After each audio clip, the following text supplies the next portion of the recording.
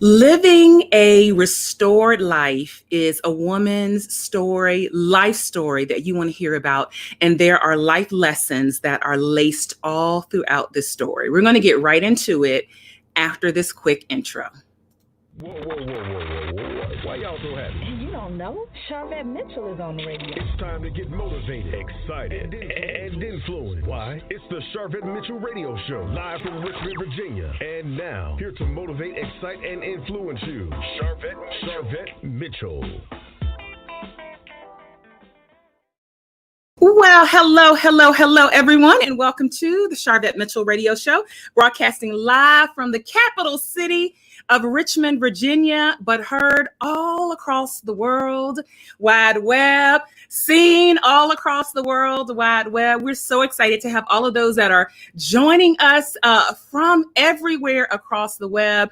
Certainly to our Facebook viewers and listeners, we shout you out. Those that are hanging out on Sharvette.com and YouTube, we say hello. Those that are coming in from Periscope and Twitter, we say, hey, give us some hearts. Thank you so much for joining us. If this is your first time checking out the Sharvette Mitchell Radio Show and you are live with us, let us know what city and state you are tuning in from, because you know the goal of my show is to motivate, excite, and influence. And we're going to do just that with today's guest. I'm super excited. She's hanging out in the virtual green room, enjoying some virtual snacks. And this is one of our author spotlights. I love to spotlight authors.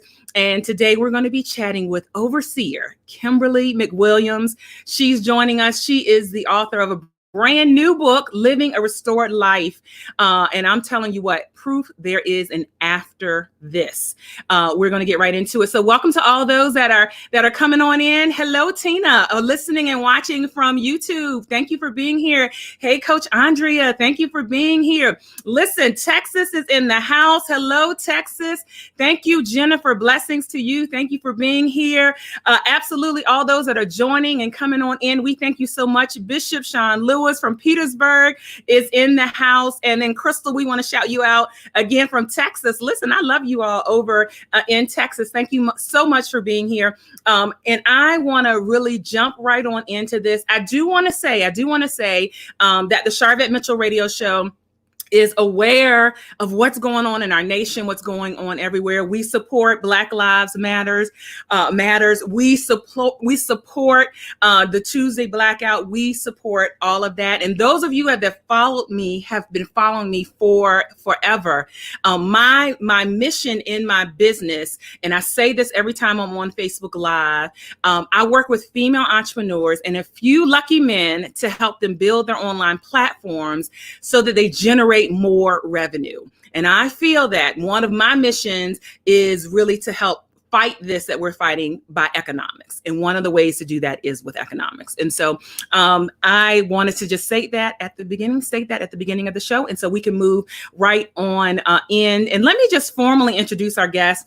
Again, overseer Kimberly McWilliams. I'm going to be bringing her on air live. She's the author of Living a Restored Life, Proof There Is an After This. She's the founder of KVM Global Ministry. She's a motivational speaker. She's an author. She's a conference host. You've seen her on TV. You've heard her on radio. She has a bachelor's in religious studies and a master's in divinity. And then also from Old Dominion University, a bachelor of science degree, and currently pursuing her doctorate. Without further ado, coming up live on the Sharvette Mitchell Radio Show, put your hands together and welcome overseer Kimberly. Hey, how are you? Hey, good evening. Hey, Sharvette, how are you? I am doing well. Listen, we are so excited. So much love already coming in for those that are watching live. I got to shout out my sister, my blood sister, Kim, who's watching from Periscope. Thank you so much. And we've just got people all over that are coming in from everywhere. I got to shout my mom out. Hey, Betty Mitchell, that's here too. And you have so many people that are joining in that are just wanting to hear more about kind of this part of your life. So certainly I want to actually jump in from the beginning and talk about how did ministry start for you? Where were the beginning roots of ministry? My family. I don't know about anybody else's family. Hello, everybody out there. Thank you all so much for supporting. You were going to do ministry. That's what you were going to do. If you're not preaching, then you are singing. And if you're not singing, then you're dancing. If you're not dancing, you're greeting. You're doing something that is around ministry. Yeah. And but the difference at some point in my life, it no longer was something to do. It became who I am. So there's a difference. And I'm sure a lot of people that had that testimony and I'm probably yourself, growing up in church, you're there on Sunday, you're at Bible study, Sunday school, you go choir rehearsal, prayer meetings, 3 services, dinner after, in between, it went from just a routine to a relationship. So Yeah. And so there's certainly a lot of spaces and a lot of areas in ministry that you could focus on, but you found yourself in the preaching ministry. And then so talk a little bit about that transition of recognizing, okay, I'm meant to actually deliver the word. I always just had such a fire and passion inside when it came to the Lord. I mean, I used to tell my mom, as a child, they ask you, who do you want to be when you grow up? And you say actor and ballerina and all these other things. And my response was, can I just be in church all day? That's what I would love to do. That's what I want to do, be in church all day. And I couldn't put my finger on it, but I just knew that I love the Lord. And one of the things that I loved so much was sharing. Here's the thing though, as much as I love to share it, I was apprehensive about it because I would always say, nobody wants to hear what a young person has to say. Nobody wants to hear. And I grew up definitely in a time where they would always question. That's the word I would like to say, question. You're a child, you don't go through nothing, you don't have to, you don't know, and we couldn't explain it. Those that I still worship with now, we would sing in the choir, and there were some Sundays where we wouldn't even get through the song good. We'd be shouting all over the place, and all of our parents come running up there to get us because we all over the place. And because it was just something on the inside, and I just knew. And I think that the Sunday, I'll never forget this. I was supposed to give a speech on violence. And it's so funny that we're talking about that during the time that we're in right now today. Yeah. And I was supposed to give a speech on violence. And at the time, I still am, but at the time, I was a huge Martin Luther King Jr. fan. I had the books, I had the recordings, you name it. And I was supposed to be giving a speech, but they all said it was a sermon. So from there, I guess I was just like, I guess, okay. There we go. Wow. And so is this going on while you're going to school and just ministry is continuing to build? And so then you go into pastoring? I did. As a matter of fact, I have to be honest, and I hope it's okay, but I only know how to do one way. So reality radio, reality Facebook Live. Okay, good. I only know how to be honest. To be honest, I did it because I thought that was the stepping stone. But inside, I've always known I was never really called to pastor. If I was going to pastor, it would be to pastor pastors. Or if I was going to pastor, it would be to plant and put someone in position and move on and be somewhere else, because I have such a strong evangelistic. And for anybody that's like, what? I love to travel and share the word of God. I love touching people. Right now, I'm having a hard time. I'm having a hard time. I miss seeing people, going out and, that true to form scripture, going to the hedges and the highways and byways, preaching and teaching and compelling them to come. That is so me through and through. And I love building people and all that, but I did in 2010, I was installed as a pastor, and my church the doors opened, and shortly after the doors opening, they were closed. They were closed. And it was life happened. I found myself pouring all of myself into someone else. That I began to forsake what God was calling me to do. But I think I was looking for a way out at the same time. Because self-reflection. Yeah, I didn't. It's not that I don't want to, but how many of us can be very honest? Yeah. We run from when God calls us to do something. I still got my Nikes over here. I still take laps when God is asking me to do something. Listen, if you're watching and you're saying, yeah, but let me put hashtag lap. If you running. I said this to somebody last night. I said, you running. If you have ran or you are running from an assignment, and those of you that are entrepreneurs that are watching, I'm calling you on the carpet. Just put hashtag lap. We ain't gonna mess with you. Just put hashtag lap. We're not going to even call your names out today. I can't even see them. So that's good in your favor because I can't see them, so I can't call them out. But we've all taken a lap. Look, somebody commented running. Good job. Thank you for honesty. We're taking laps all the time. And the thing is, even now, and God knows He's moving so expressively in this hour that while others are closed in and they're isolated, God has us preparing. We're not in isolation, we're in preparation. And for some of us, many of us, and I'm inclined to say many more than some, that we've tapped into a place where we're busier than we've ever been before. But the thing is, we're not just busy doing, we're being busy productive.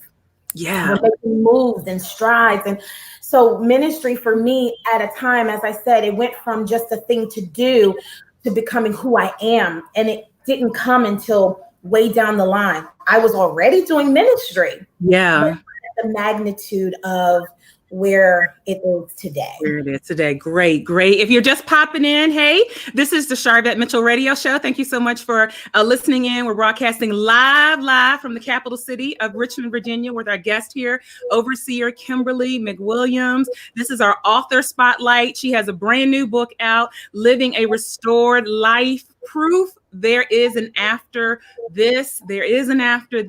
And so thank you so much for tuning in. Welcome to all those all over Facebook, Periscope, all of our iTunes. Those are listening to the podcast later. Sharvette.com. We appreciate you. Thank you so much for checking us out. Always visit Sharvette.com if you want to catch up on any of our past shows, upcoming shows, all that good stuff. Or you're like, oh, I need to share this. We invite you to share it out. And so Overseer Kimberly, so then life happened. So I want to insert the book and in the events within the book that lead us kind of into this direction. And we only want to give a little bit because y'all got to go buy the book. You know what? While they're coming in and all that, you got the book in your hand. I do. Your main website and how they can get a hold of the book. Certainly, my website is www.kvmglobal.com. And you can just click on KVM Shop, and it's right there available. Not only is this book available, but my first one, Eliminating Blessing Blockers, it's up there as well. But yes, my latest book, I'm very proud of it. Awesome. I'm very proud of it, actually. Living a Restored Life, Proof There Is an After This. And so that's what we're talking about. So you alluded to a few seconds ago, life happened. And so walk us through some of the things that happened that got you in this place of having an after this. Absolutely. I said to you that I found myself pouring into, let's just be honest, I gave my life up for somebody else. He became my world. How many of you all can honestly say you've found yourself at times losing your life in someone or something else? I'll say something because I don't always want to put it on a person. It could be something else.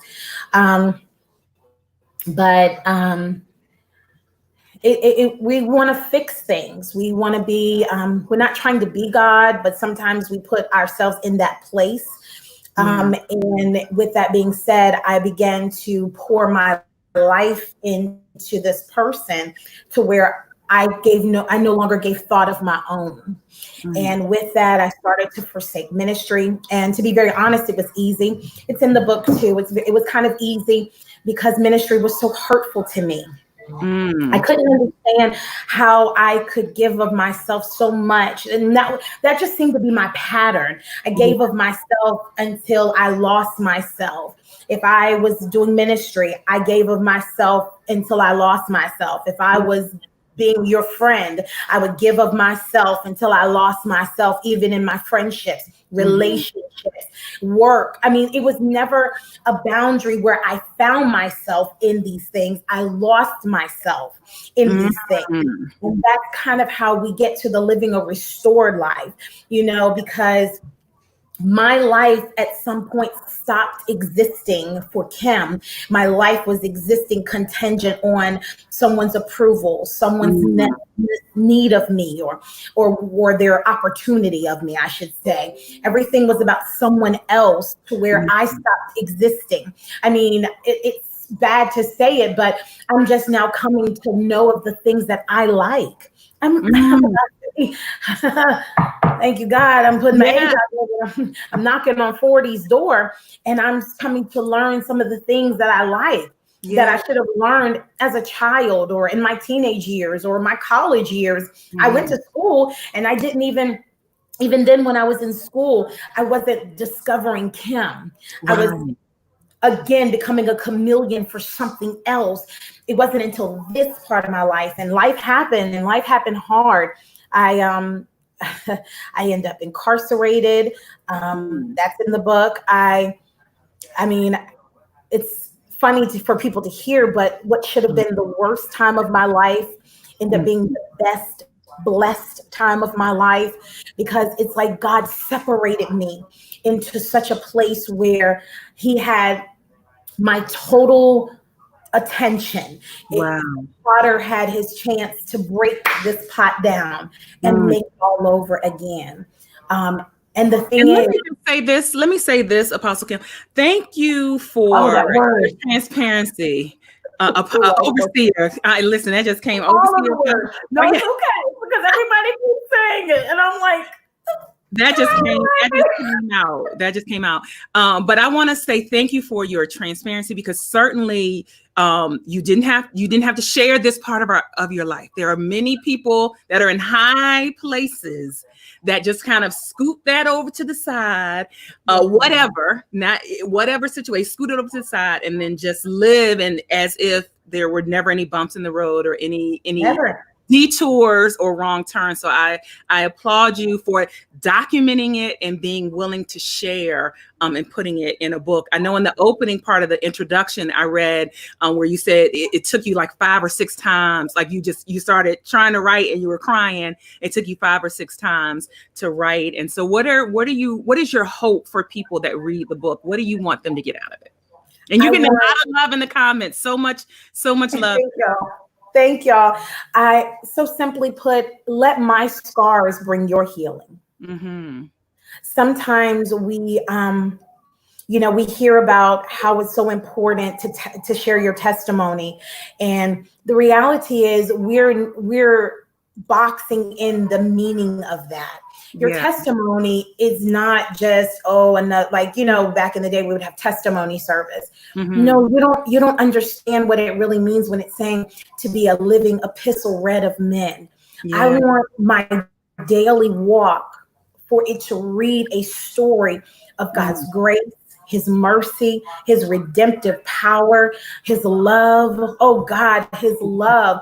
There's no possible way that he cannot love me, and I can't even tell somebody that he doesn't love me, yet I'm still sitting here. No way possible. I mean, I didn't put it in the book, but I think about a car accident that I had.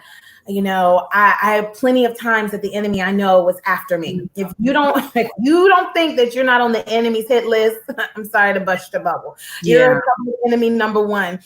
And I'll never forget this night. It was a late night. There was nobody out there. And I was on my way home, and I was at a light, and it was starting to drizzle, and I went to pull off, and I know there was nobody there. I know it wasn't. but I pulled off and I ended up driving into an 18-wheeler. My God. Spun my car around. It tore the front of my car up. You would have thought a transformer had eaten the front of my car.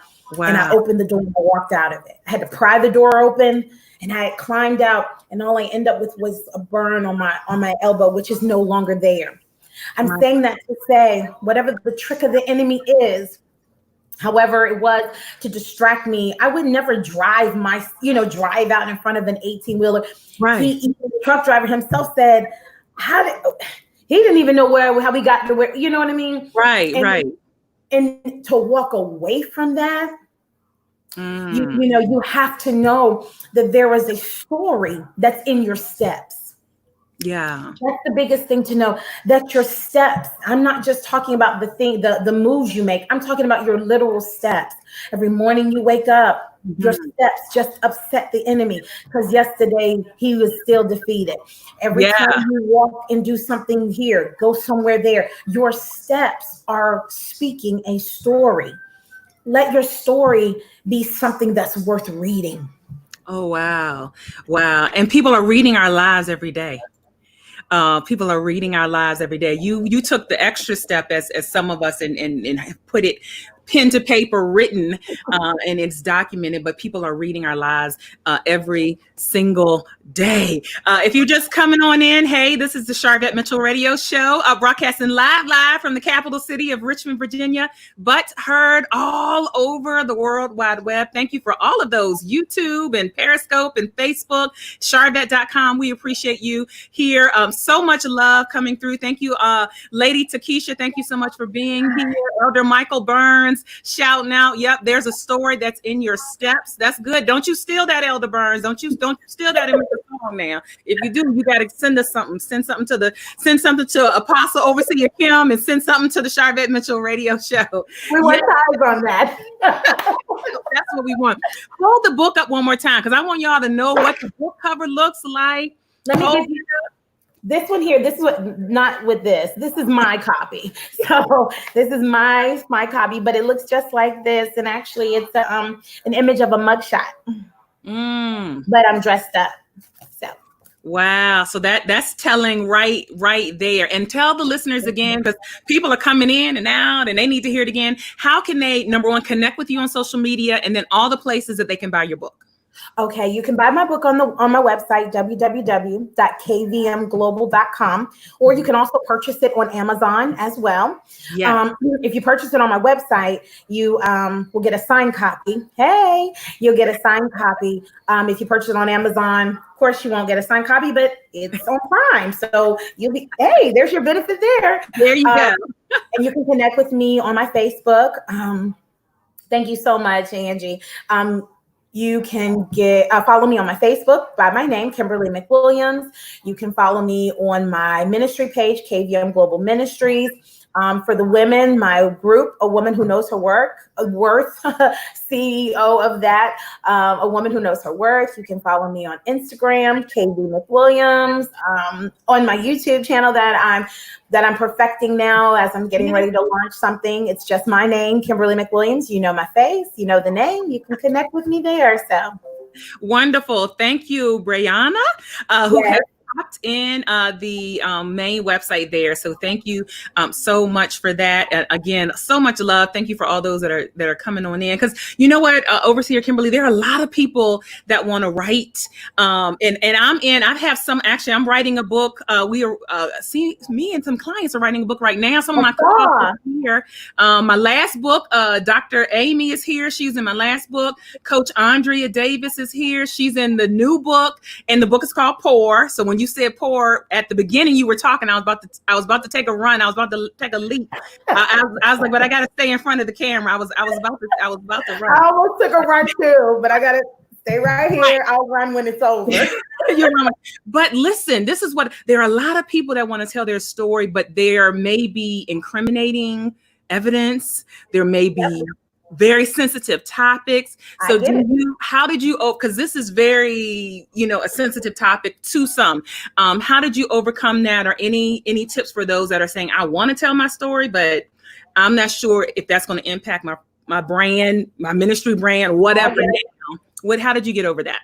Trust me, I get it. To be honest, some way, I don't know, because, I feel like it's a grace that God gives you to be able, because sometimes people will, I'm just being honest, they'll say some of the things, I bless them, and I'm sitting here like, What'd I say? Wasn't that a whole bunch of messages? That's just black. You hear me out with the jail, girl. You're like, what? But there's a grace that God will put on your life. And to be very honest, the very thing that you think is a barrier really is not. Because everybody, I don't know what it used to be like, but I'm talking about what I know it to be true. Everybody wants someone that's real with them. No, I'm not trying to give you a green flag to go cuss and run everybody's name down and none of that. But nobody likes all that fake smoke and mirror type stuff going on. If there's some that are like that, that's good for them. But majority of the people I know talk to me for real, because I deal with real issues. I live in a real world. Yes. And I left out a part. I just started a publishing company. Oh, cool. That I'm launching off the ground. And one of the biggest things that I want to do, or the purpose of it, is to be able to help someone to bring to life what they thought was impossible. And, God has shared I've learned a lot, because one of the things I dig into whatever it is I'm doing. So as I was writing and learning how to publish my own books, I've learned some things, and I want to be able to help. I'm getting ready to do a free short session of people that just want to ask questions on how do I start? Where do I pick up? Wow. Just let me help. People charge a whole lots of money for y'all. So if y'all see that link come out, you better jump on it, because the next time it's not going to be free. It's not. And she's already I knew she's already putting me in order nicely. You gotta have people in your life that will check you.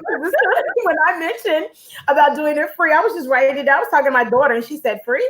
And then I went on something else. She said, but free though. And I said, right. She said, well, let's get back to that free part. I was like, let's talk about mini session. I said, you can't charge for everything. Somebody needs to know they can come to somebody to get a little something. Of course, a bigger thing, yes. But y'all see how she checked me smoothly? I'm just helping. Listen. You need somebody that'll root for you. Thank you. I love you. Okay, good. I love this. I love that.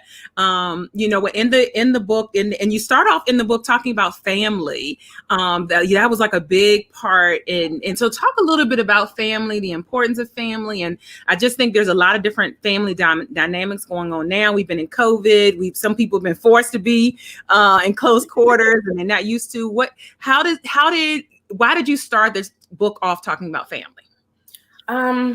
Because self-reflection would say that, OT, and I'm not by myself, praise God.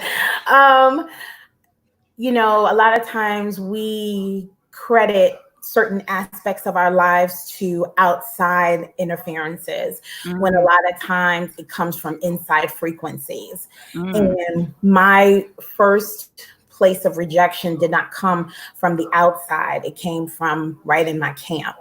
And I started off with what meant the most and what shaped me the most. And so I started with family. As much as I love my family, we are nowhere near where we used to be. And as I wrote, I came to realize, that's where that came from. Or, okay, I get why I'm dealing with that. Or, I recognized I was gravitating for the need of acceptance, because where I should have learned it from taught me areas of rejection too. So because I didn't get it from them, I started seeking it everywhere else. Yes. And I think there are a lot of people that can attest to that. Coach Andrea, who's actually a co-author in in our book that's releasing this year, said inside the camp is the most altering. Connect with her. She's a life coach. Yeah, I'm like, Write that name down. Coach Andrea specifically helps all kinds of people, but check with her. Listen, there is a review I wanted to shout out from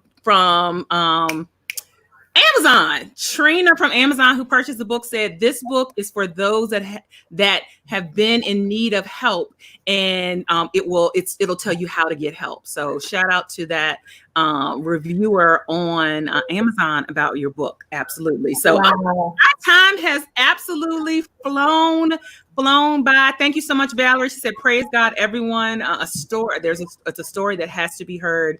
And so my last question for you, the goal of this show is to motivate, excite, and influence. I believe we've done that, but we want to know what continues to motivate you.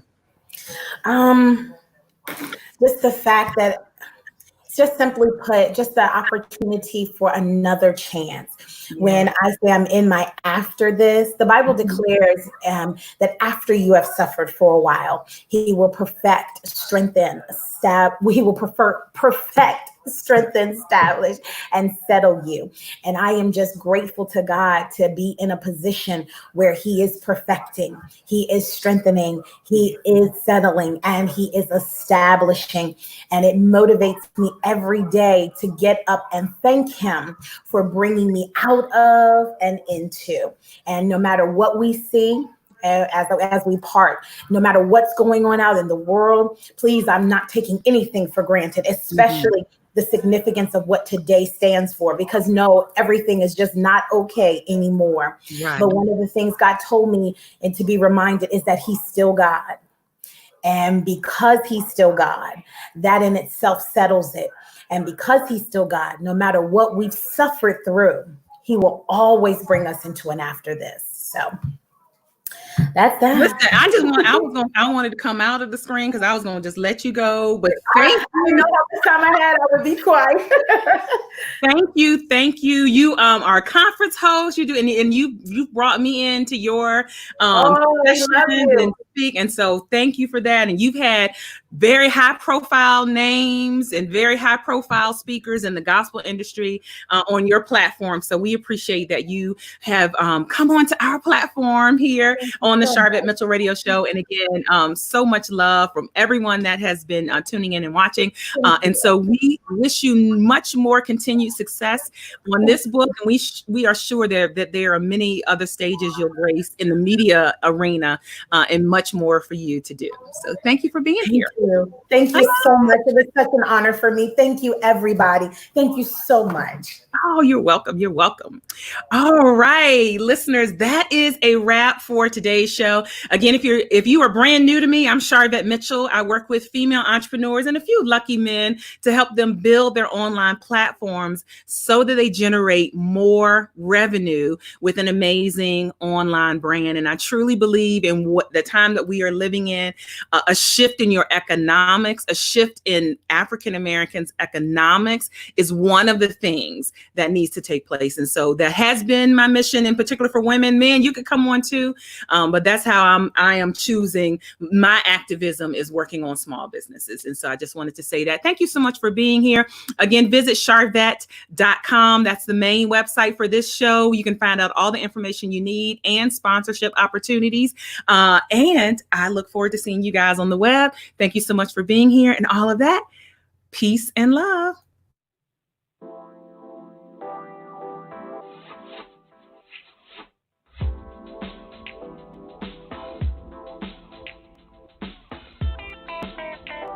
Live from Richmond, Virginia, you've been listening to the Sharvette Mitchell Radio Show. Get Sharvette Mitchell every Tuesday at 6 p.m. interviewing all the stars you want to hear from. So until next week, stay motivated, excited, and influenced. This is the Sharvette Mitchell Radio Show.